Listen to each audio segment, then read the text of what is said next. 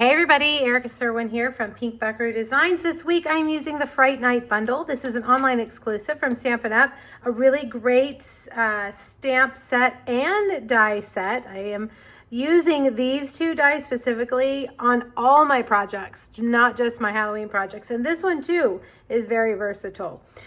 Today I'm going to show you how to make a box, a little skinny box for a little tiny Halloween candy. You know, these come in your, Halloween mix candy bags. You can actually get two of the little Kit Kats in there. The little Twix will fit in here as well. But I think we're going to stick with Whoppers today. All right, before we get to our stamping, let's make our box so that it has some time to sit and dry. I am using Gorgeous Grape, and this is a 3x9 inch piece of Gorgeous Grape. I'm going to score the short side at 1 and 2.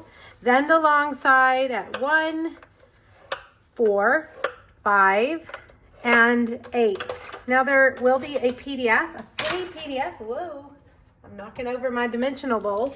There will be a free PDF on my blog that has the measurements and the supply list and the other two Fright Night projects I am doing on Fridays. So if you're looking for some Halloween treat ideas or Halloween ideas in general, hop back over to my blog and you will find lots of inspiration. Okay, so we're going to basically make a small clamshell box, and I'm going to start by trimming along the long side and cutting off that corner right there. And then I'm going to come in the middle, trim, and then I'm going to cut off just that right or that left corner. And then over here, I'm going to trim and cut off the outside corner. Okay, so now I'm going to turn it. I'm going to do exactly the same thing.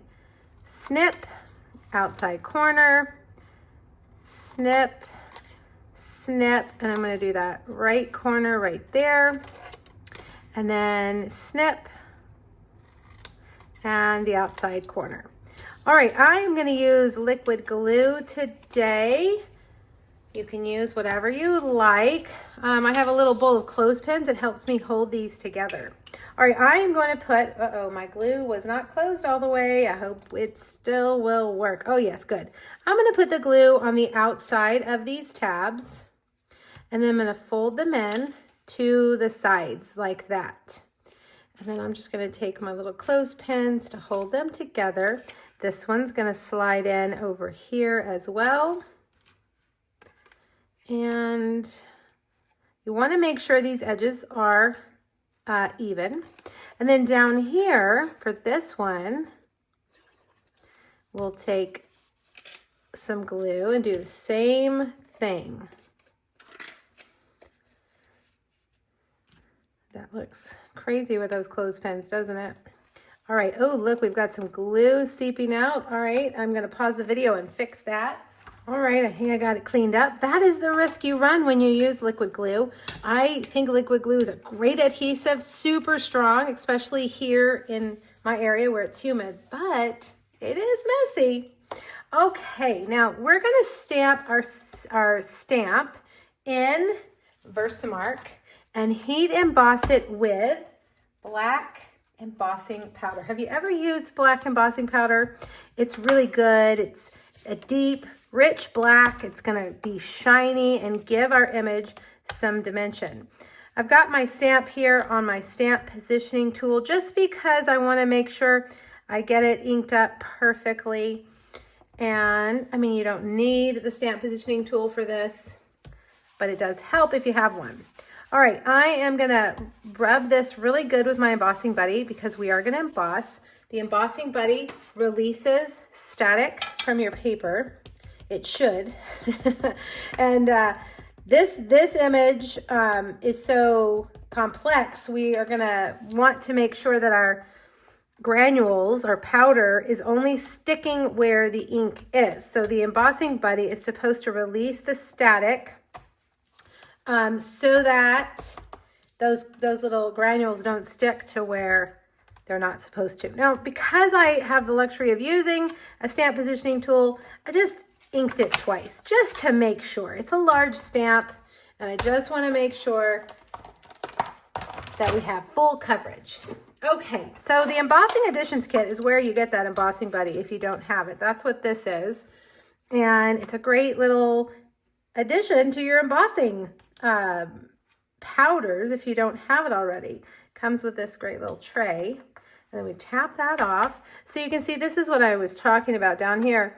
The static will keep those clinging where we don't want them. So you can just get your paintbrush and brush them away. And then grab your reverse tweezers to hold it away from your fingertips, and then turn on your heat tool. This is a large image, so you want to be patient. And we're going to just hit it until it's all nice and shiny. You'll see it kind of turn liquidy and then shiny. It's really a fun little chemistry project if you've never done embossing before. Just make sure you're not burning your paper as you go. And an image that's this big, you want to really kind of go down in order. Make sure you got everything. And then just kind of turn it like this to make sure it's shiny everywhere so that you know that you're done. All right, one thing, if you have the embossing powder that hangs around, this doesn't matter because we're going to cut it out. Let's make sure it's nice and hard. You can take one of your blending brushes and just wipe all that powder away. Okay, so we're going to cut that out. Remember, you've got these awesome labels here. So that's the small one. We're going to cut 2 of the large ones from Basic Black. Let's stamp our sentiment. We've got 3 curvy sentiments in this stamp set. I like just good old Happy Halloween and Pumpkin Pie. So we'll cut that out with this one and the banner. And then we've got to get a little silver spider and a spider web. So we've got a lot of cutting to do. All right. Get your cut and emboss machine. Let's do these first. Now, because my paper has warped because of the heat, I'm a little bit worried that my label might not sit flat on here. So I'm going to get it in position exactly where it should be. Look at the bottom and the top. And then I'm just going to take some Post-it tape and stick that down. Let's make sure we're good to go. That way I don't have to see how it, because the paper was heated, it's warped, and that die will move around if we don't tape it down. So if you have that problem, if you're going to emboss your image, just keep that in mind. All right, there we go. So good. Then we've got our 2 black ones that are just a little bit larger. Now, the spider web is a great die, but all of these edges right here are cut. Whoops, my ring slipped around. Are cutting edges. So we want to make sure those cut really well. So when I have an intricate die like this, I like to turn it upside down so the cutting edge is up and put my paper on it like that. Your die will cut more efficiently. So if you ever have a die that is not cutting all the things it needs to cut because it's so intricate, turn it upside down on your machine and run it that way, and you will be amazed at how differently it cuts, how perfectly it cuts. It really is amazing. All right, so there's our silver spider. I used some texture silver foil there. I was like, what color is the spider? I don't want to do a black spider on a black spider web, so I thought, ooh, a silver shiny spider would be good. All right, so you can take your brush attachment for your Take Your Pick tool and run all those things out. I cut a bunch of these, like 30 of them, for my Facebook Live packets last week, and those little doodads were everywhere. There's a lot of them. All right, there we go. Beautiful.